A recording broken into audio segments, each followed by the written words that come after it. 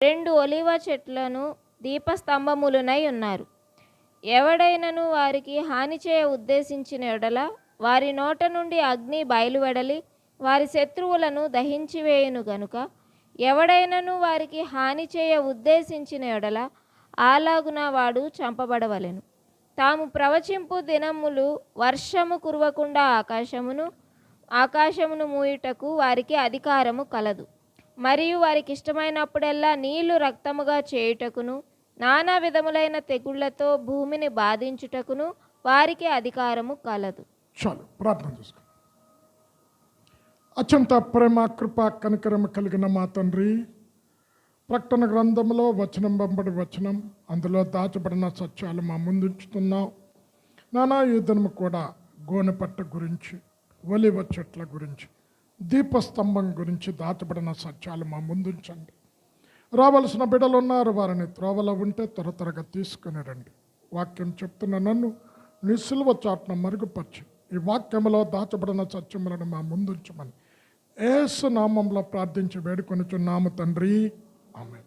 అమ్మ, గడిచిన వారం మరో ఎవరు ఆ ఇద్దరు అని మీకు కొన్ని ఇచ్చాను. కొందరు మోషే అనుకుంటారని, కొందరు మరణం రుచి చూడకుండా ఆనోకు, ఏలియా ఎత్తబడ్డారు కాబట్టి వారే అని రిఫరెన్స్లు మీకు ఇచ్చా, పోలికలు ఇచ్చా. ఈరోజు గోనెపట్ట దేనికి సాదృశ్యం? ఒలీవ దీపస్తంభం, ఒలీవ చెట్ల వలె ఉన్నారు, దీపస్తంభము వలె ఉన్నారు. ఇవి దేనికి సాదృశ్యం అన్నది క్లుప్తంగా 9 క్లాక్ అయ్యేసరికి క్లోజ్ చేసేస్తా. అమ్మ, వీరు ప్రవచించిన దినములు అన్నీ కూడా గోనెపట్ట కట్టుకొని ప్రవచించారు. గోనెపట్ట దేనికి సాదృశ్యం అంటే తగ్గింపుకు, వినయానికి సాదృశ్యం, పశ్చాత్తాపానికి సాదృశ్యం, దుఃఖానికి సాదృశ్యం. అమ్మ, ఇర్మియా 4వ అధ్యాయం పట్టుకోమ్మా.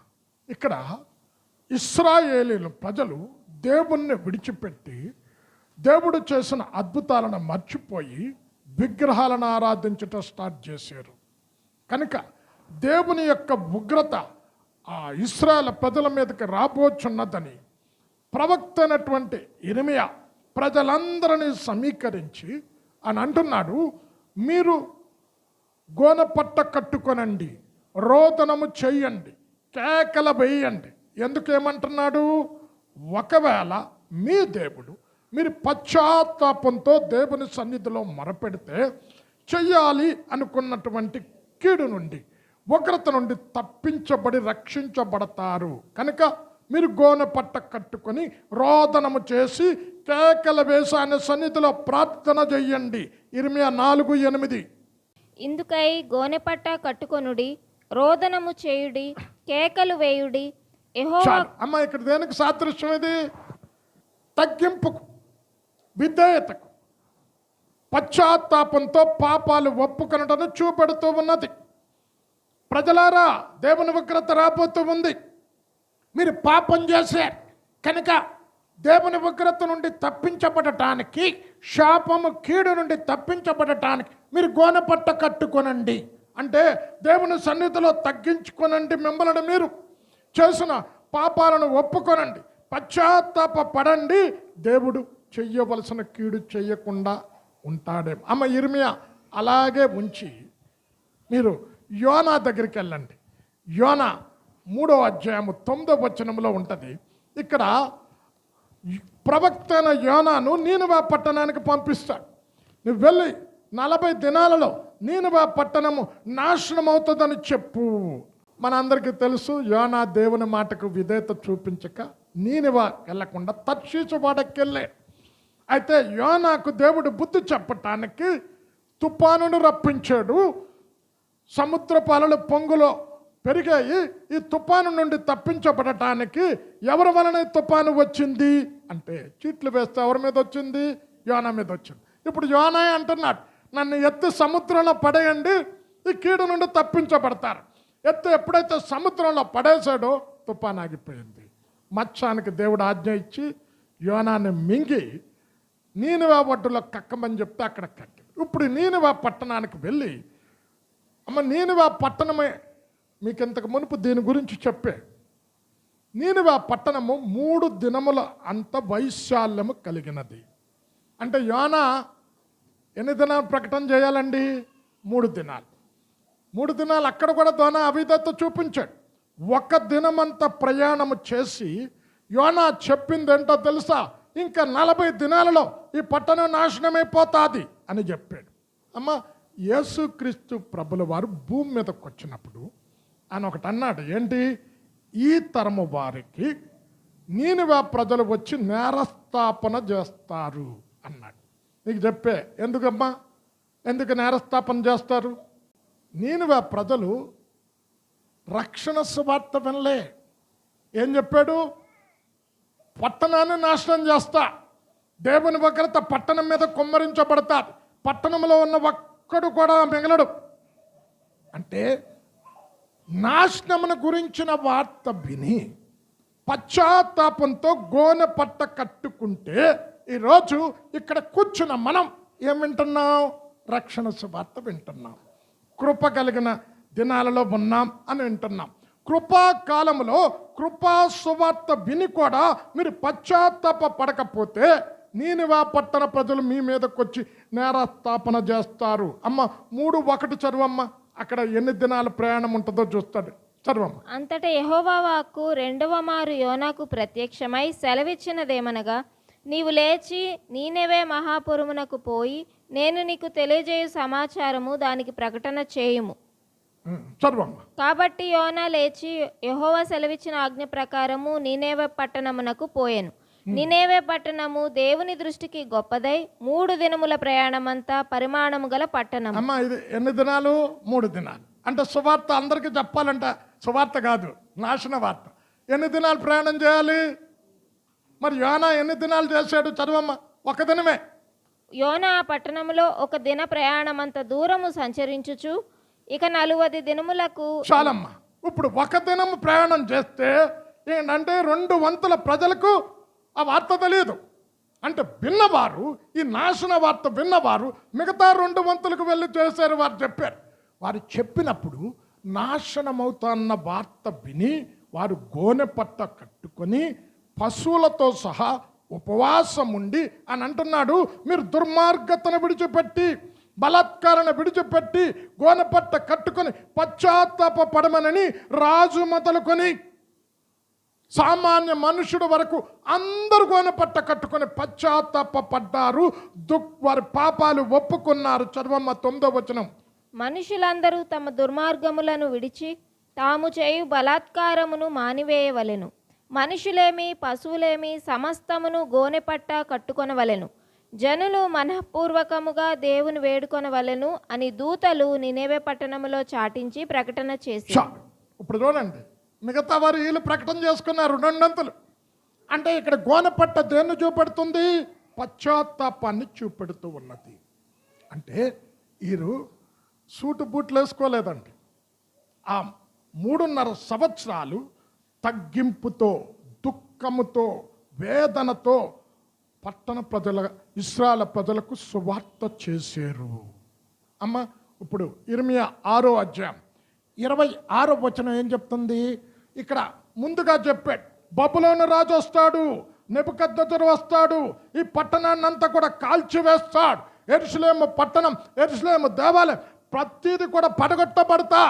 కనుక ఇక్కడ అంటున్నాడు, దూరము నుంచి పాడు చెయ్యటానికి వస్తున్నాడు. కనుక మీరు గోనె పట్ట కట్టుకొని తల మీద బూడిద పోసుకొని ఏక కుమారుని గూర్చి దుఃఖము సలిపినట్లు దుఃఖము సలపండి. 6:26. నా జనమా, పాడు చేయువాడు హఠాత్తుగా మా మీదికి వచ్చుచున్నాడు. గోనెపట్ట కట్టుకొని బూడిద చల్లుకొనుము. ఏక కుమారుని గూర్చి దుఃఖించినట్లు దుఃఖము సలుపుము, ఘోరమైన దుఃఖము సలుపుము. చూడండి, ఇక్కడ ఏంటి? ఇక్కడ కూడా గోనెపట్టు ఉంది కదమ్మా. ఇక్కడ దేని గురించి చెప్తుంది? పశ్చాత్తాపం గురించి చెప్తుంది.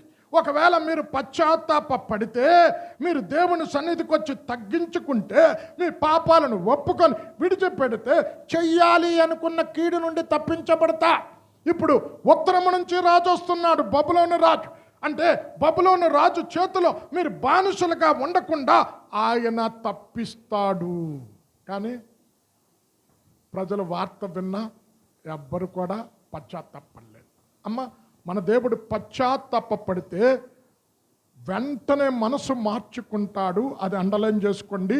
యోబేలు 2వ అధ్యాయం 12-13 వచనాలు చదువుకుంటే, మీ దేవుడు దీర్ఘశాంతం కలిగిన వాడు, శాంతమూర్తి, అత్యంత కృప కలిగిన వాడు కనుక మీ వస్త్రములను కాక మీ హృదయములను చించుకొనండి. అది చూచి దేవుడు చెయ్యాలి అనుకున్న కీడు నుండి మనసు మార్చుకుంటాడు. చదువమ్మ 12-13. ఇప్పుడైనను మీరు ఉపవాసం ఉండి కన్నీరు విడుచుచు దుఃఖించుచు మనఃపూర్వకముగా తిరిగి నా యొద్దకు రండి. ఇదే యెహోవా వాక్కు.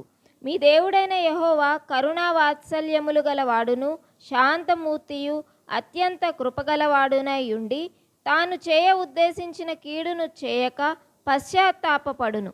కనుక మీ వస్త్రములను కాక మీ హృదయములను చింపుకొని ఆయన తట్టు తిరుగు. చూడండి, ఇప్పుడు నేను ఆ పట్టణాన్ని దేవుడే నాశనం చేస్తాడన్నాడు. అమ్మ, చేశాడా?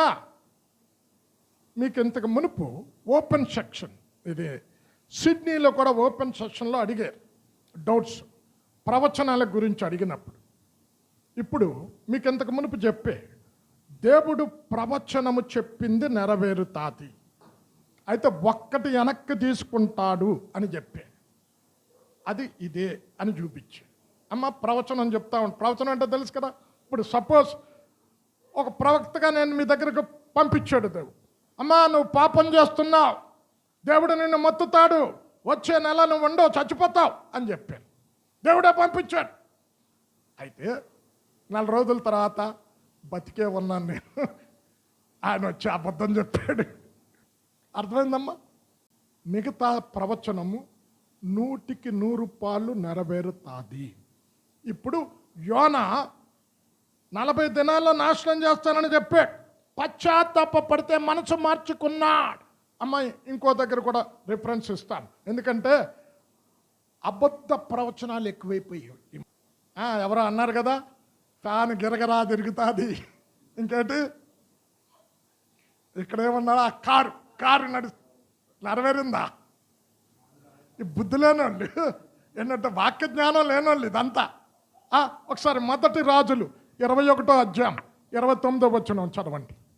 ఇక్కడ ప్రవక్త అయినటువంటి ఏలియా అహాబు దగ్గరికి వెళ్ళి, అహాబా, నాబోతు రక్తం ఎక్కడైతే కుక్కలు నాకాయో రేపు ఈ పాటికి నీ రక్తం కుక్కలు నాకుతాయి అని చెప్పాడు. వెంటనే అహాబు ఏం చేశాడు? గోనె పట్ట కట్టుకొని దుఃఖముతో ప్రార్థన చేశాడు. వెంటనే ఏలియాను పంపించి, ఆహాబు నాకు వినయముగా ప్రవర్తించుట చూచితివా? అతడు నాకు వినయముగా ప్రవర్తించుట చేత ఈ కీడు అతని కాలంలో జరగకుండా. చదవమ్మ 21-29. ఆహాబు నాకు భయపడి వినయముగా ప్రవర్తించుట చూచితివా? నాకు భయపడి అతడు వినయముగా ప్రవర్తించుట చేత ఆ అపాయము అతని కాలమునందు సంభవింపకుండా ఆపి అతని కుమారుని కాలమునందు అతని కుటుంబీకుల మీదకి నేను దాన్ని రప్పించేదను. చాలు అమ్మ, పౌలు నోట్ చేసుకున్నా కదా, ఎందుకంటే సంఘంలో చెప్పాలా. ఈ దొంగ ప్రవచనాలు వచ్చాయి, ఇక్కడ కొత్తగా వచ్చిన అమ్మాయి కూడా నోట్ చేసుకోవాలి. అమ్మ, ఇప్పుడు దేవుడు చెప్పింది ఏదైనా 100% నెరవేరుతుంది. చదవండి, అది ద్వితీయోపదేశకాండం 18:21. మరియు ఏదో ఒక మాట యెహోవా చెప్పినది కాదని మేమెట్లు తెలుసుకొనగలమని మీరు అనుకొనిన యెడల, ప్రవక్త యెహోవా నామమున చెప్పినప్పుడు ఆ మాట జరగకపోయిన యెడలను, ఎన్నడూనూ నెరవేరకపోయిన యెడలను అది యెహోవా చెప్పిన మాట కాదు. ఆ ప్రవక్త అహంకారము చేతనే దాన్ని చెప్పాను గనుక. అమ్మ, ఇక్కడ ఏమన్నాడు? ఏదైనా మాట జరగకపోతే ఏంటి? దేవుడు చెప్పిన మాట కాదు. ఇప్పుడు ఫ్యాన్ గిరగరా తిరుగుతుంది, దేవుడు చెప్పాడా? చెప్పండి. దొంగ ప్రవచనాలు ఇవి. కారు గిరగరా తిరుగుతుంది. కారు గిరగరా కాదు, ఏమంటారు? కారు స్పీడ్గా వెళ్తుంది. చెప్పండి, ఆ ప్రవచనం ఎవరు? దొంగ ప్రవచనాలు. క్లియర్గా చెప్పాడు. ఒక్కటే ఏంటమ్మా వెనక్కి తీసుకునేది? ఒక్కటే ఏంటి? నువ్వు వస్తావు, దేవుడు నిన్ను మత్తుతాడు అన్నాను. దేవుడే పంపించాడు. కానీ నువ్వు పశ్చాత్తాపడితే దేవుడు ఎవరు? శాంతమూర్తి, అత్యంత కృప కలిగిన వాడు. కనుక చెయ్యాలనుకున్న కీడును చెయ్యక మనస్సు మార్చుకుంటాడు దేవుడు. దుఃఖముతో దేవుని సన్నిధికి వస్తే ఈ గోనెపట్ట దుఃఖాన్ని చూపెడుతున్నదమ్మా. రోమీలు రాసిన పత్రిక 9వ అధ్యాయం పట్టుకోమ్మా. ఇక్కడ భక్తుడైన పౌలు ఏమంటున్నాడు తెలుసా? అమ్మ, ఇలాంటి ప్రవక్తలు కావాలి, ఇలాంటి సేవకులు చాలా అరుదైపోయారు అంచు దినాలలో. ఇక్కడ నా హృదయంలో బహు దుఃఖం ఉన్నది, మానని వేదన ఉన్నది అంటున్నాడు. ఏం పౌలా, ఇంట్లో ఎవరైనా చచ్చిపోయారా? లేకపోతే గొప్ప ఆస్తి నష్టం నీకేమైనా సంభవించిందా? అమ్మ, ఒక మనిషికి మానని వేదన, బహు దుఃఖం ఎప్పుడు ఉంటుంది? ఎవరైనా ప్రియులు చచ్చిపోతే, లేకపోతే కష్టపడి సంపాదించిన ఆస్తంతా కూడా బుగ్గిపాలు అయిపోతే దుఃఖం ఉంటా. అయితే ఇక్కడ పౌలుకున్నే దుఃఖం ఏంటో తెలుసా? నేను సత్యమే చెప్తున్నా, అబద్ధం ఆడుటలే, పరిశుద్ధాత్మ యందు మనస్సాక్షి యందు సత్యం చెప్తున్నా. నా సహోదరుల నిమిత్తం నేను వేరై నాశనం అవటానికి కూడా, శాపగ్రస్తునవటానికి కూడా సిద్ధంగా ఉన్నా. ఎవరి కొరకంట? ఇశ్రాయేలీల ప్రజల రక్షణ కొరకు. చదవమ్మా, రోమా 9 మొదటి 3 వచనాలు. నాకు బహు దుఃఖమును నా హృదయములో మానని వేదనయు కలవు. క్రీస్తునందు నిజమే చెప్పుచున్నాను, అబద్ధమాడుటలేదు. పరిశుద్ధాత్మయందు నా మనస్సాక్షి నాతో కూడా సాక్ష్యమిచ్చుచున్నది. సాధ్యమైన ఎడల దేహ సంబంధులైన నా సహోదరుల కొరకు నేను క్రీస్తు నుండి వేరై శాపగ్రస్తుడనై ఉండగోరుదును. చూడండి, ఎలాంటి సేవకుడో చూడండి. సాధ్యమైతే నా సహోదరుల యొక్క రక్షణ కొరకు శాపగ్రస్తుడిగా మార్చబట్టానికి కూడా నేను ఇష్టమే. మానని దుఃఖం ఉంది, వేదన ఉన్నది. ఇక్కడ దుఃఖం దేని కొరకు? తన ప్రజల రక్షణ కొరకు దుఃఖపడుతూ ఉన్నాడు. ఆ రోజున పరలోకము నుండి దిగి వచ్చిన ఆ 20 ప్రవక్తలు కూడా గోనెపట్ట కట్టుకున్నారు. ఎందుకు? ఇశ్రాయేలీల మీద రాబోయే ఉగ్రత నుండి తప్పించబడాలని, వారు పశ్చాత్తాపం చెందాలని, వారు మారు మనసు రావాలని, నిజమైన మెస్సయను గుర్తెరగాలని, నరకము నుండి తప్పించబడాలని వేదనతో. అమ్మా, అది 10వ అధ్యాయం పట్టుకోమ్మా, రోమా 10. మీకు మా పెద్ద బ్రదర్ ఇలా మీకు తెలియదు, జేమ్స్ ఆనంద్ కుమార్ అని చాలా అద్భుతాలు చేశాడు ఆయన. ఆయనకి స్వస్థత వరం ఉంది. అయితే ఒకరోజు విశాఖపట్నంలో ఒక యవనస్తుడు రైల్వేలో జాబ్ చేస్తున్నారు, రైల్వే క్వార్టర్స్లో. ఆయన మంచం కిందే ఉంటాడు, 23 సంవత్సరాల వయస్సు, మంచం కిందే, చీకట్లోనే. టిఫిన్ మంచం కిందకి పంపాలి, లంచ్ కూడా మంచం కిందకే. ఒకరోజు ఆయన అక్కడికి వెళ్తే తీసుకెళ్లారంట. బ్రదర్ ఒకసారి రండి, హిందూస్ వాళ్ళు, గౌరాస్ అంటే మన దగ్గర తెలంగాణలో గౌడులు అంటారు, గౌడ్స్ అంటారు. ఈ గౌడ్స్ అక్కడ కూర్చొని, బాబు తల్లిదండ్రి బోరు నేర్చారంట. 23 సంవత్సరాల కొడుకు మంచం కింద నుంచి బయటికి రాడు, అన్నీ అక్కడే కూర్చొని ప్రార్థన చేశాడంట. ప్రార్థన చేసిన తర్వాత 2-3 వారాలు ప్రార్థన చేశాడు. ఒకరోజు దేవుడు మాట్లాడాడంట. ఏమని? నీ సొంత కొడుకు ఇదే స్థితిలో ఉంటే ఇలాగే చేస్తావా ప్రార్థన అడిగాడంట దేవుడు. అమ్మ, మన సొంత బిడ్డలు అలాంటి స్థితిలో ఉంటే ఎలా చేస్తాం? మనం మామూలుగా చేస్తామా? దుఃఖంతో చేస్తాం, ఉపవాసంతో చేస్తాం, వేదనతో చేస్తాం. దేవుడు మాట్లాడితే అప్పుడు ప్రభువా తప్పైపోయింది అని తన సొంత బిడలు ఆ స్థితిలో ఉంటే ఎలాగ మూలుగులతో వేదనతో ప్రార్థన చేస్తాడో అలాగ చేశాడు.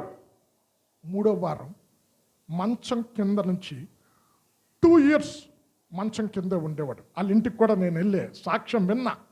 బయటకు వచ్చాడండి, అపవిత్రాత్మ శక్తుల నుండి విడుదల పొంది గడ్డం గీసుకొని చక్కగా తయారయ్యాడు. కారణం ఏంటో తెలుసా? సేవకుడు వేదనతో దుఃఖంతో ప్రార్థన చేశాడు. ఇక్కడ అంటున్నాడు 10వ వచనం, 10వ అధ్యాయం 1వ వచనంలో ఇక్కడ అంటున్నాడు. అమ్మ చదువమ్మ. సహోదరులారా, ఇశ్రాయేలీలు రక్షణ పొందవలెనని నా హృదయాభిలాషయు వారి విషయమై నేను దేవునికి చేయు ప్రార్థనయునై ఉన్నవి. అమ్మ ఏంటంట ప్రార్థన? ఇప్పుడు ఇక్కడ కూర్చున్న మీకు వాట్ ఈజ్ యువర్ డిజైర్ అంటే ఏమంటారు? నేను ఒక మంచి ఇల్లు కట్టుకోవాలి, హైటెక్ సిటీలో డూప్లెక్స్ హౌస్ కట్టుకోవాలి, ఒక మంచి కారు కొనుక్కోవాలి. ఇక్కడ పౌలా నీ అభిలాష ఏంటి? నీ కోరిక ఏంటి? నీ ఆశ ఏంటి? ఓ మంచి ఇల్లు కట్టుకోవాలనా, లేక ఆస్తి ఐశ్వర్యం సంపాదించాలనా? లేదు. ఏంటి నా హృదయాభిలాష? నా సహోదరుల రక్షణలోకి రావాలి. మానక వారి కొరకు ప్రార్థన చేస్తున్నా దుఃఖముతో. అమ్మ, దేవుడు ఉట్టినే 2 ప్రవక్తలను పంపట్లేదు ఇశ్రాయేలు దేశానికి. అంచె దినాలలో ఇలాంటి ప్రవక్తలు కన్నీరు కార్చారు. ఆ దేశం కొరకు, ఇశ్రాయేలు దేశం కొరకు కన్నీరు కార్చారు. ఈరోజు అమ్మ మనకేమన్నాడు చెప్పండి? మీకు అడిగినవన్నీ ఇవ్వాలంటే ఏమన్నాడు? అది బాధ. మత్తయి 6:33 ఉంటుంది. ఇక్కడ ఈయన ఏదో వెతుకుతున్నాడు? ఆత్మలను వెతుకుతున్నాడు. నశించిపోతున్న ఆత్మలను వెతుకుతున్నాడు. ఇక్కడ బహువేదన ఉన్నది. నా హృదయాభిలాష నా సహోదరుల రక్షణలోకి రావాలి. అమ్మ, భారతదేశంలో జీవిస్తున్న మన ఆశ ఏమై ఉండాలి? మన దేశం దేవుని ఉగ్రత నుండి తప్పించబడాలి, రక్షణలోనికి రావాలి అన్న ఆశ మనకు ఉండాలి. అమ్మ, 119 కీర్తనకి వెళ్ళు. 136 వచనంలో భక్తుడైన దావీదుకు దుఃఖం ఉంది. ఏందో తెలుసా? ధర్మశాస్త్రమును అనుసరించట్లేదని నా ప్రజలు నా కన్నీరు ఏరులై ప్రవహించుచున్నది. 119, 136 చరణం. జనులు నీ ధర్మశాస్త్రమును అనుసరింపకపోయినందుకు నా కన్నీరు ఏరులై పారుచున్నది. చూడండి, చక్రవర్తి అండి, సంతోషంగా ఉండాలి. అయితే దేవుని మందిరానికి వచ్చిన ప్రజలు ధర్మశాస్త్రాన్ని బోధించినప్పుడు ఆ బోధ విన్న ప్రజలు దానికి అనుగుణంగా జీవించట్లేదని నా కన్నీరు ఏరులై ప్రవహిస్తూ ఉన్నది. ఇలాంటి వారు కావాలండి. ఇప్పుడు ఉంటే మన దేశం రక్షణలోకి వస్తుంది. అమ్మ, నిర్గమకాండం 32 అధ్యాయంకి వెళ్ళిపోమ్మ. ఎక్సోడస్ 32. ఇక్కడ మనందరికి తెలుసు కదా, దేవుడు ఓరేపు కొండ నుంచి మోషేతో ఏమన్నాడు? నువ్వు ఐగుప్తు నుంచి వచ్చిన ఇశ్రాయేలు ప్రజలు చెడిపోయారు, త్వరపడి కిందకి దిగిరా అన్నాడు. దిగిన తర్వాత దేవుడు ఏమన్నాడు? మోషే తప్పుకో, నువ్వు ఇక్కడే ఈ ప్రజలు నాశనం చేస్తా అన్నాడు. నిన్ను నీ ప్రజలను గొప్ప చేస్తా. ఈ కాలపు సేవకులు అయితే ఏమంటారు చెప్పండి? పోతే పోనీ, వీళ్ళంతా నన్ను, నా ప్రజలు, నా కుటుంబాన్ని పైకెత్తుతా, అదే చాలు అనుకుంటారు కదా ఈ కాలం సేవకులు. అలాగున్నారు. ఏమన్నాడో తెలుసా? 32 వచనంలో నువ్వు వారి పాపములను పరిహరించితివా సరే, లేకపోతే నీ గ్రంథములో నుండి నా పేరు కొట్టివేయి. 32. అయ్యో, నీవు వారి పాపమును ఒకవేళ పరిహరించితివా, లేని యెడల నీవు వ్రాసిన నీ గ్రంథములో నుండి నా పేరు తుడిచివేయమని బతిమాలు కొనుచున్నాను. చూడండి, ఏంటి గోనెపట్టు అంటే ఏంటి చెప్పండి? తగ్గింపు, దుఃఖం, పశ్చాత్తాపాన్ని చూపెడుతూ ఉంది. చూడండి, ఇలాంటి సేవకులు కరువైపోయారు ఈరోజు. అంటే ఇప్పుడు సంఘం నడుపుతున్న పౌలైనా, ఇక్కడ సామెల్ అన్న గీతా సిస్టర్ అయినా, ప్రభువా నాకు అప్పగించిన గొర్రెలు పరలోకంలో ఉండాలి, వారు దారి తప్పిపోవటానికి వీళ్ళే, వారు తప్పుడు మార్గంలో నడవటానికి వీళ్ళే, సాధ్యమైతే వారి కొరకు నేను ఏమైనా చేయడానికి సిద్ధం. ఇక్కడ సేవకుడు అంటున్నాడు, నా పేరే జీవగ్రంథంలో నుంచి తుడిచాయి, ఈ ప్రజలను మాత్రం కానాన్లో అడుగు పెట్టాలి. అమ్మ, మోషే ప్రార్థన దేవుడు విన్నాడు, పశ్చాత్తాపడ్డాడు దేవుడే. మీరు తర్వాత అదే అధ్యాయంలో 9, 10, 11 వచనాలు ఉంటుంది, మీరు తర్వాత చదువుకుంటే ఇప్పుడు సమయం లేదు. అమ్మ, ఇప్పుడు గోనెపట్ట దేనికి చెప్పాను చెప్పండి? తగ్గింపు, దుఃఖం, పశ్చాత్తాపానికి సాదృశ్యం. ఇప్పుడు వీళ్ళెవరంతా? మీరు పోలికలు 2 ఒలీవ చెట్లు. ఒలీవ చెట్టు గురించి 10 లక్షణాలు చెప్పాను. 10 ఇప్పుడు చెప్పను, 2 చెప్తా. అంటే 2 కొత్తవి. అమ్మ, ఏంటి 10 పోలికలు? ఒలీవ చెట్టు భక్తుడైన దావీదు ఏమంటున్నాడు? నేనైతే దేవుని మందిరములో పచ్చని ఒలీవ చెట్టు వలె ఉంటా. అమ్మ, కీర్తన 42:8, 52:8. అంటే ఏంటి అమ్మ 42:8, 52:8 చూడు. అమ్మ ఇక్కడ ఏంటి ఈ ఒలివ చెట్టు ఏంటి? దేవుని సన్నిధిని ప్రేమించే చెట్టు. 10 మీకు ఎంతమందికి గుర్తున్నాయో అవి రిఫరెన్స్లు ఇవ్వను, ఎందుకంటే టైం లేదు. 2 ఇది ప్రతిష్ఠించబడిన చెట్టు. ఎందుకు? ప్రతిష్టాభిషేక తైలం ఒలీవ నూనెతో తయారు చేయమని చెప్పాడు. 3 ఇది వెలుగుని పంచి ఇచ్చే చెట్టు. 4 ఇది పరిచర్యను ప్రేమించే చెట్టు. 5 ఇది లోతైన అనుభవాలు కలిగిన చెట్టు. అమ్మ ఎందుకు చెప్పాను లోతైన అనుభవాలు కలిగిన చెట్టు అని? అమ్మ ఎవరికైనా గుర్తుందా? గర్భాలయంలో ఒలీవ చెట్లు, ఒలీవ కర్రతో చేసిన కెరూబులను పెట్టాడు. అంటే లోతైన అనుభవాలు కలిగిన చెట్టు. 6 ఇది సమృద్ధి కలిగిన చెట్టు.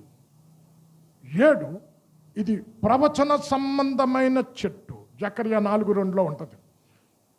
8 ఇది వాగ్దాన భూమిలో పెరిగిన చెట్టు. 9 ఇది అన్యులను క్రైస్తవులుగా చేసిన చెట్టు. 10 సువార్తను పంచి ఇచ్చే చెట్టు. అమ్మ గంటన్నర మాట్లాడే దీని గురించి ఒక్కటి లేదు మనకి. ఇప్పుడు మిమ్మల్ని అడుగుతా, ఏమండి 10 సంవత్సరాల క్రితం చెప్పింది ఎక్కడ గుర్తుంటుందండి అంటే, ఇప్పుడు ఇక్కడ కూర్చున్న మీరు, అమ్మ సామెలన్నా మీకు పెళ్ళి ఎన్ని సంవత్సరాలు అయ్యింది? 30 సంవత్సరాలు అయ్యిందని చెప్పారు అనుకోండి. నీ భార్య పేరు తెలుసా అంటే 30 సంవత్సరాలు అయ్యింది, ఎక్కడ గుర్తుంటుంది అంటారండి? అమ్మ అంటావా? నీ పిల్లలు ఏంటండి, పిల్లలు పెరిగి 25 సంవత్సరాలు పెద్దోళ్ళు అయిపోయారు, ఎక్కడ గుర్తుంటుందండి అంటావా? ఇక్కడ ఈ చెట్టు వెలుగును పంచి ఇచ్చే చెట్టు. చదవమ్మా, నిర్గమకాండం 27:20. మరియు దీపము నిత్యము వెలిగించినట్లు ప్రదీపమునకు దంచి తీసిన అచ్చము ఒలీవల నూనె తేవలెనని ఇశ్రాయేలీయులకు ఆజ్ఞాపించారు. వీరెవరు? ఇశ్రాయేలు ప్రజలకు వెలుగునివ్వటానికి వచ్చారు. ఎవరా వెలుగు? యేసుక్రీస్తు అంటున్నాడు యోహాను 8:12, I am the light of the world. నేను లోకమునకు వెలుగయ్యున్నాను. వెలుగయ్యున్న క్రీస్తును చూపించటానికి ప్రవక్తలు వచ్చారు. అమ్మ 2 వివరించను నేను. ఈ చెట్టు పరిచర్య ప్రేమించారు. వీరు పరిచర్య చేయటానికి వచ్చారు. జడ్జెస్ 9:9. న్యాయాధిపతులు 9:9. ఇక్కడ చెట్లన్నీ కలిపి ఒలీవ చెట్టు దగ్గరికి వెళ్ళి మా మీద రాజుగా ఉండి మమ్మల్ని పరిపాలన చేయి అంటే ఏమంటున్నది తెలుసా? దేవుని నరులను దేనితో సన్మానిస్తారో ఆ నా తైలము నీయకమాని చెట్ల మీద రాజునయుండి ఇటు అటు ఊగుటకు నేను వచ్చేదనా? అమ్మ ఉందా? 9:9 ఉంది కదా. అంటే ఇక్కడ ఇప్పుడు పిలిచి రాజుగా మమ్మల్ని లేలు అంటే ఎవడన్నా వద్దంటాడండి? పరిచర్యను ప్రేమించిన చెట్టు. ఏది ఒలివ చెట్టు దేనికి సాదృశ్యం అంటే యేసుక్రీస్తుకు కూడా సాదృశ్యం. ఎలాగా? ఇక్కడ జలప్రలయములో, అమ్మ ఆదికాండ 8వ పట్టుకోమ్మ. జలప్రలయములో అక్కడ నోహ్ కుటుంబం అంతా అరే భూమి మీద నీళ్ళు ఇంకిపోయా లేదా, నెమ్మది లేకుండా ఉన్నారు. అయితే పావురాన్ని పంపారు. నీళ్ళు ఇంకిపోగా ఒలీవ చెట్టు పైకొచ్చింది. ఒలీవ చెట్టు పైకి రాగా పావురం ఆ ఒలీవ చెట్టు మీద వాలి ఆ కొమ్మను తుంచుకొని నోహు దగ్గరకు వచ్చింది. నోహు ఆ ఒలీవ కొమ్మను చూచి నెమ్మది పొందాడు. అమ్మ 8:11 ఆదికాండం. సాయంకాలమున అది అతని యొద్దకు వచ్చినప్పుడు త్రుంచబడిన ఒలివ చెట్టు ఆకు దాని నోట నుండెను గనుక నీళ్లు భూమి మీద నుండి తగ్గిపోయేనని నోవాహునకు తెలిసెను. చాలు అమ్మ. ఇప్పుడు ఏమైంది? నీళ్ళు భూమి మీద నెమ్మది పొందాడు. కుటుంబం అంతా ఓడ నుంచి బయటకు వచ్చింది. అంటే ఈ ఒలివ చెట్టు యేసుకి ఎలా సాదృశ్యం అంటే యేసు ప్రభుల వారు బాప్తిసం తీసుకోవటానికి నీట మునిగాడు. నీట మునిగి బయటకు వచ్చినప్పుడు ఆయన మీద ఎవరు వాలేరు? నోట్ చేసుకోండి. మత్తయి 3:17 ఉంటుంది. చదవటానికి సమయం లేదు, నోట్ చేసుకోండి. పావురం వాలింది. ఇప్పుడు ఈ ఒలివ చెట్టు యేసుక్రీస్తుకు సాదృశ్యం. ఇప్పుడు ఇశ్రాయేల్ అమ్మ నిర్గమకాండం 16వ అధ్యాయంకి వెళ్ళిపోమ్మ. ఇశ్రాయేల్ ప్రజలు మేము తినటానికి ఆహారం లేదని తిరుగుబాటు చేస్తే ఆకాశములో నుండి ఏం కురిపించాడు? మన్నా. ఆ మన్నా దేంతో కప్పబడింది? దేంతో కప్పబడింది? మంచుతో. సూర్యుని కిరణాలు పడగా మంచు కరిగిపోగా మన్నా బయటకు వచ్చింది. ఈ మంచు దేనికి సాదృశ్యం? పరిశుద్ధాత్మకు సాదృశ్యం. మంచు తెలుపు, తెలుపు పరిశుద్ధాత్మకు సాదృశ్యం. కనుక మంచు కరిగిపోగా మన్నా పైకి వచ్చింది. అంటే మంచు లేనిదే మన్నాలే, పరిశుద్ధాత్మ లేనిదే దేవుళ్ళే, పౌరం లేనిదే ఒలివ చెట్టు లేదు. చదవమ్మ 16, 13 త్వరగా త్వరగా. కాగా సాయంకాలమున పూరేడులు వచ్చి వారి పాళెమును కప్పెను. ఉదయమున మంచు వారి పాలెము చుట్టూ పడి ఉండెను. పడిన ఆ మంచు ఎగిరిపోయిన తరువాత నూగు మంచు వలె సన్నని కణములు అరణ్యపు భూమి మీద కనబడెను. చాలమ్మ. తర్వాత అదేంటి తెలుసు కదా? మన్నా. ఇప్పుడు ఆ మన్నా యేసుకి సాదృశ్యం. అని మన్నా ఎక్కడి నుండి వచ్చింది?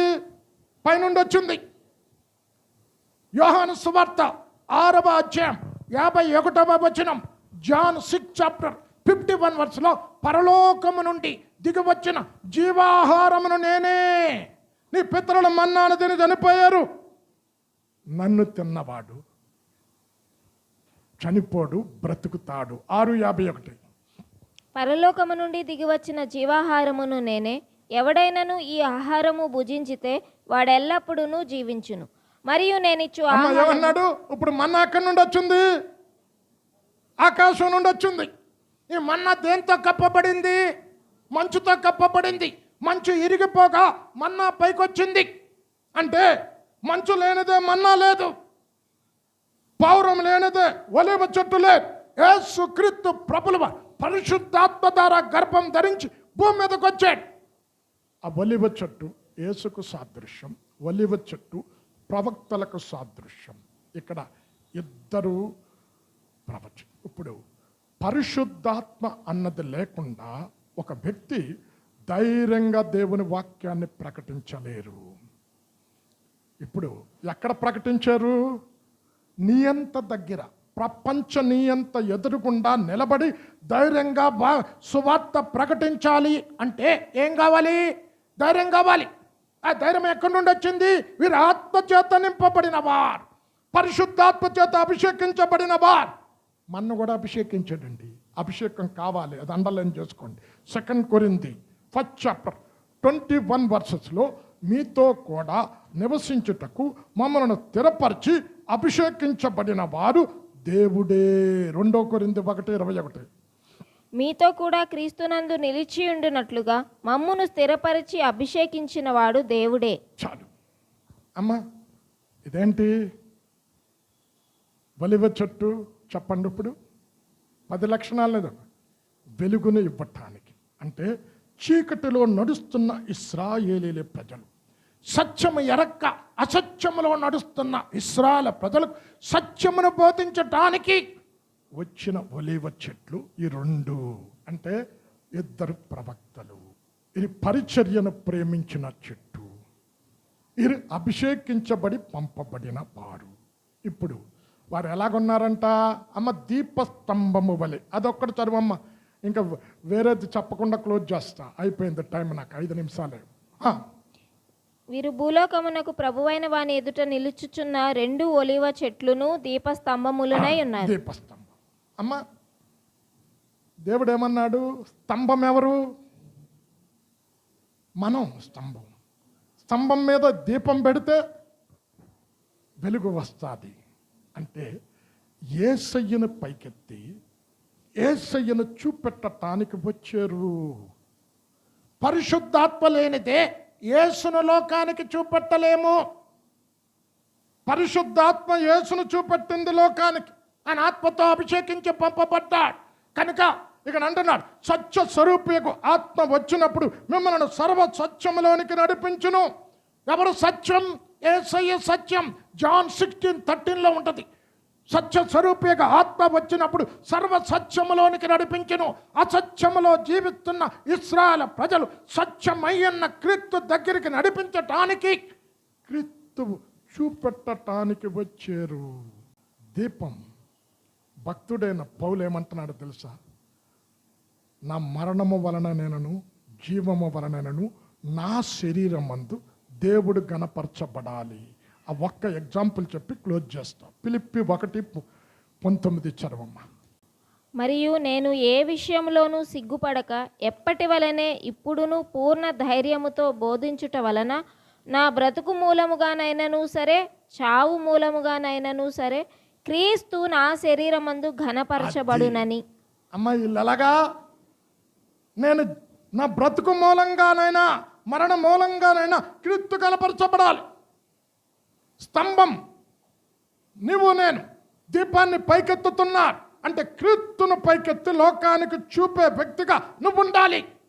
ఈరోజు సావుకులు అలాగ లేరండి, స్తంభంగా లేరు. వీరే అన్నీ చేసినట్టు చెప్పుకుంటున్నారు. అంటే దేవునికి రావలసినటువంటి మహిమను దొంగిలించే సేవకులు ఎక్కువైపోయారు. అంచు దినాలలో మన స్తంభం, మనకు వెలిగించేది దేవుడే, వెలుగిచ్చేది ఆయనే. కనుక ఆయనను పైకెత్తినప్పుడు అనేకులను ఆకర్షిస్తాడు. సంఘం ఒక నాయకున్నో, ఒక పెద్దనో, ఒక 10,000 కానుకిచ్చిన పైకెత్తడం కాదు. దేవుణ్ణి పైకెత్తాలి, దేవుణ్ణి కనపరచాలి. బ్రతుకు మూలముగానైనా చావు మూలంగా యేసు కనపరచబడాలి. ఒక ఎగ్జాంపుల్ చెప్పి క్లోజ్ చేస్తా. నేను విశాఖపట్నం వెళ్ళినప్పుడు ఓ మంచి భక్తి పర్రాలు యవనస్తురాలు ఆమె బుక్ చదువుతుంది. ఆ బుక్ పేరేంటో తెలుసా? Just 22 years. ఇప్పుడు ఆ బుక్ జస్ట్ 22 ఇయర్స్ అంటే ఏమనుకుంటాం చెప్పండి మనం? ఏంటి ఈ బుక్ చదువుతుంది, ఏ నవల చదువుతుందో అనుకున్నాను నేను. అదేంటమ్మా ఈ బుక్ చదువుతున్నా జస్ట్ 20? అయ్యో అంకుల్, ఈ బుక్ చదివితే మీరు అమ్మ అంత పెద్ద బుక్ చదివే ఓపిక నాకు లేదు. అయితే ఒక్క పేజీ చదవండి. అందు ఒక్క పేజీ చదివి కళ్ళల్లో కన్నీరు వచ్చింది. ఆమె పేరు హెలీనా ఈవన్. విన్నారండి? విన్నారా? ఏంటో తెలుసా? ఆమె ఇంగ్లాండ్లో పెద్ద యూనివర్సిటీలో, ఆ ఖరీదైన యూనివర్సిటీలో జాయిన్ అయింది పీజీ చేయటానికి. ఆమె వేసుకున్న బట్టలు ఎలాగున్నాయో తెలుసా? అరే ఈమె ప్యూన్ పని చేయటానికి, అటెండర్ పని చేయటానికి వచ్చిందేమో అనుకున్నారు. బాత్రూంలో తొడటానికి లేకపోతే క్లాస్ రూమ్లో తొడటానికి వచ్చిందేమో అనుకున్నారు. అయితే ఆమె కాలేజీలో జాయిన్ అయింది, కష్టపడి చదివింది. గ్రాడ్యుయేషన్ సర్మాన్. గ్రాడ్యుయేషన్ సర్మాన్ అంటే ఏంటమ్మా తెలుగులో ఏమంటారు? డిగ్రీ. అమ్మ అర్థమవుతుందా? డిగ్రీ అందరూ. ఫస్ట్ చైర్మన్ వచ్చాడు. ఏం చెప్తున్నాడు తెలుసా? హెలీనా ఈవెన్కి ఈ యూనివర్సిటీలో గోల్డ్ మెడల్ సంపాదించింది అని గోల్డ్ మెడల్ మెడలో వేసి ఆమె గురించి ఏమన్నాడో తెలుసా? ఈమెకి చదువుకు నేను మార్కులు వేసేనే కానీ ఈయన బిహేవియర్కి మార్కులు వేయటం నా వల్ల కాలేదు. It's a great privilege Helena even ఈ యూనివర్సిటీలో ఉండుట ఈ యూనివర్సిటీకే గొప్ప ఆధిక్యత అని కూర్చొని ఎనీవన్ కెన్ అడ్రస్ హర్ అని అంటే ఎవరైనా ఇంకెవరైనా హెలీనా ఈవెన్ గురించి మాట్లాడతారా అంటే వెంటనే ఎవరు లేచాడో తెలుసండి? వైస్ ఛాన్సలర్ ఏమన్నాడో తెలుసా? నాకు సిగర్ కాల్చే అలవాటు ఉంది. ఇప్పుడు వైస్ ఛాన్సలర్ ఏం చేస్తారండి? యూనివర్సిటీలో రాత్రి యూనివర్సిటీ అంతా తిరుగుతారు. అటు లేడీస్ హాస్టల్, జెంట్స్ హాస్టల్ ఇవన్నీ ఎలాగున్నాయి ఏంటి, అందరు పడుకున్నారా లేదా వాచ్ చేస్తూ ఉంటారు. ఇక్కడ వైస్ ఛాన్సలర్ నాకు సిగార్ కాల్చే అలవాటు ఉంది. ప్రతిరోజు నైట్ డిన్నర్ అయిన తర్వాత ఈ క్యాంపస్ అంతా తిరుగుతా. అయితే హెలీనా ఈవెన్ అక్కడ ఉన్నదంటే ఆమె పవిత్ర జీవితాన్ని బట్టి ఆమె ఎదుట సిగార్ కాల్చాలంటే నాకు వణుకు పుడుతుంది. ఎవరా మాట చెప్పింది? వైస్ ఛాన్సలర్ అని. హెలీనా ఈవెన్ యూనివర్సిటీ విడిచిపెట్టుట నిజంగా యూనివర్సిటీకి చాలా దుఃఖం. ఏడుస్తూ దిగాడు వైస్ ఛాన్సలర్. తర్వాత ఎవరు వచ్చారో తెలుసా? స్టూడెంట్ ప్రెసిడెంట్ వచ్చాడు. ఆయన అన్నాడు, ఎలీనా అక్క, నాలాగా క్రమము తప్పిన వ్యక్తులను, చెడు వ్యసనాలకు బానిసైన వ్యక్తులను ఎందరికో సువార్త చేసింది. ఈరోజు మేము కష్టపడి చదువుతున్నామంటే, క్రమము కలిగి యూనివర్సిటీలో జీవిస్తున్నామంటే, ఎలీనా అక్క కృంగిన వారిని అనేకులను లేవనెత్తింది, దేవుణ్ణి పరిచయం చేసింది. ఆమె యొక్క నడవడిక, ఆమె యొక్క ప్రవర్తన అంతే అనేక స్టూడెంట్స్ జీవితాలను మార్చివేసింది. సజీవుడైన దేవుని తట్టు తిప్పటానికి ఆమె జీవించిన జీవిత విధానం మాకు గొప్ప ఇన్స్పిరేషన్. ఈరోజు మేము చక్కగా చదువుకుంటున్నామంటే, చెడు అలవాట్ల నుంచి విడుదల పొందామంటే, తల్లిదండ్రులకు లోబడి విధేయత చూపుతున్నామంటే, లెక్చరర్లకు చెప్పినట్టు నడుచుకుంటున్నామంటే, ఎలీనా ఈవెన్ నాలాంటి అనేక మంది స్టూడెంట్స్ని మార్చింది. ఏడుస్తూ దిగాడంట. అక్క వెళ్ళిపోవటం, యూనివర్సిటీ చాలా దుఃఖంలో ఉంది. అమ్మ నెక్స్ట్ ఇయర్ చనిపోయింది. ఆమె చనిపోయింది కానీ ఆమె ద్వారా రక్షించబడిన స్టూడెంట్స్ ఇంగ్లాండ్లో ఎంతో మంది ఉన్నారు. ఎన్ని సంవత్సరాలు బతికేవు అన్నది కాదు అక్కడ ఇంపార్టెంట్, ఎలా బ్రతికేవు నువ్వు. క్రీస్తుని పైకెత్తింది. ఆమె ఒక స్తంభంగా వెలుగును పంచి ఇచ్చింది. యూనివర్సిటీలో క్రమము తప్పి తిరుగుతున్న స్టూడెంట్స్ని క్రమములో నడిపించింది. కృంగిపోయిన వారిని లేవనెత్తింది. అపవిత్రమైన జీవితం జీవిస్తున్న వారిని పవిత్రమైన జీవితంలోనికి నడిపించింది. 22 years చనిపోయింది. ఆ ప్రియ తల్లి ఈరోజు నిన్ను నన్ను లోకానికి వెలుగుగా పెట్టాడు. లోకమంతా చీకటిలో ఉంది. చీకటి ఉన్నప్పుడు ఒక్క వెలుగు చుక్క వచ్చిందంటే చీకటి పారదోలబడతాది. ఇన్ని ప్రసంగాలు వింటున్నా మీ జీవితాలలో మార్పు రావట్లేదండి. కొంతమంది జీవితాల్లో అమ్మా ఎప్పుడు మనం మారేది? నీలో క్రీస్తును చూడాలి, క్రీస్తు ప్రేమ చూడాలి, క్రీస్తు క్షమాపణ చూడాలి, క్రీస్తు దీనత్వం చూడాలి, క్రీస్తు సాత్వికం చూడాలి, క్రీస్తు పరిశుద్ధత చూడాలి. ఎన్ని ప్రసంగాలు వింటూ ఉన్నా అరే ఒకరంటే ఒకరికి పడదు. వస్తాం, కనీసం పక్కన పలకరించవండి.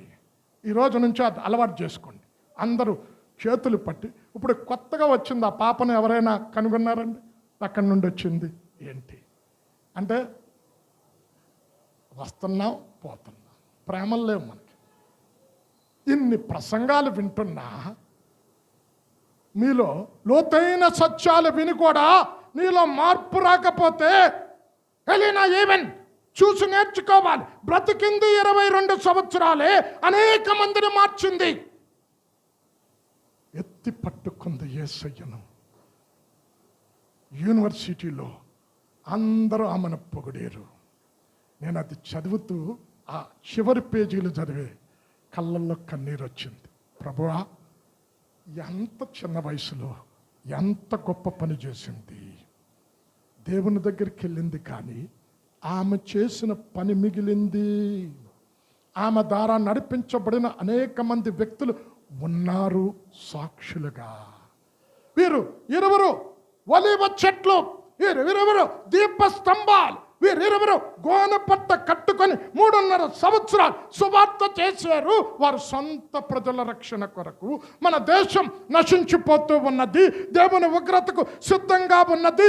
ఇలాంటి విశ్వాసులు కనుక, ఇలాంటి సేవకులు కనుక ఉంటే వీరి ప్రార్థనను బట్టి మన దేశాన్ని రక్షించడానికి దేవుడు సిద్ధంగా ఉన్నాడు. కళ్ళు మూసుకోండి. అత్యంత ప్రేమ, కృప, కనికరమ కలిగిన మా తండ్రి,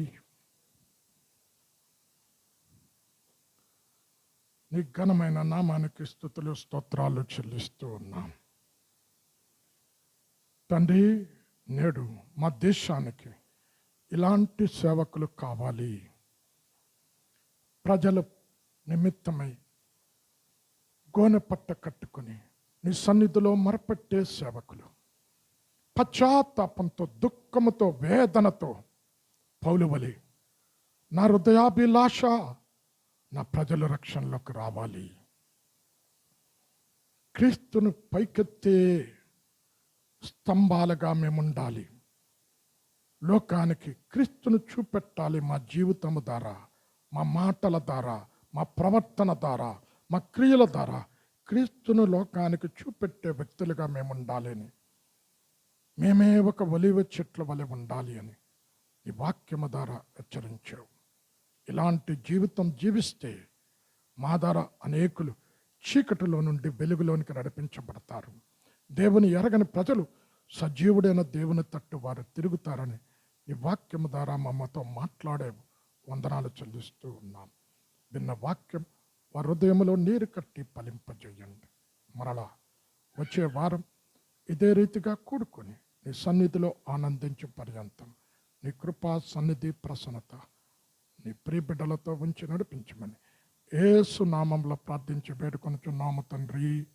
ఆమేన్.